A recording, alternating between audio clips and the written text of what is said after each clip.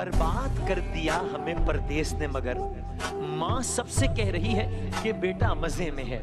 یہ اشعار منور رانا صاحب کے ہیں. یہ سوچ کے ماں باپ کی خدمت میں لگا ہوں اس پیڑ کا سایہ میرے بچوں کو ملے گا. یہ اشعار کیا کہنے ہیں؟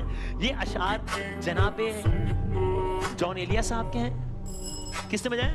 جی بھائی سیکنڈ آپشن. نہیں یہ نہیں ہو سکتا. گھر کی اس بار مکمل میں تلاشی لوں گا غم چھپا کر میرے ماں باپ کہاں رکھتے تھے. اللہ اللہ. اچھا جناب یہ اشعار ساجد جاوید صاحب کے ہیں؟ نہیں جواب بتا رہا ہوں تو ہے نہیں نا. ساجد جاوید صاحب کے ہیں یا جان ایلیا؟ بی ساجد جاوید. جی صحیح ہے جواب. Okay all right. جی بھائی کل شام چھت پہ میر تقی میر کس نے بجایا بھائی؟ جی بھائی میر تقی میر. جی غلط ہے جواب. تعزیت کیجئے. اسی لیے میں کہہ رہا تھا کہ مشورہ ہے سن لیں. سوال جاری ہے میں آپشن دے دوں گا آخر میں.